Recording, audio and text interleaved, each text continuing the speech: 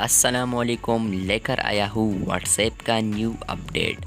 अब आप लोग व्हाट्सएप के किसी भी मैसेज पर किसी भी इमोजी को रिएक्ट कर सकते हैं।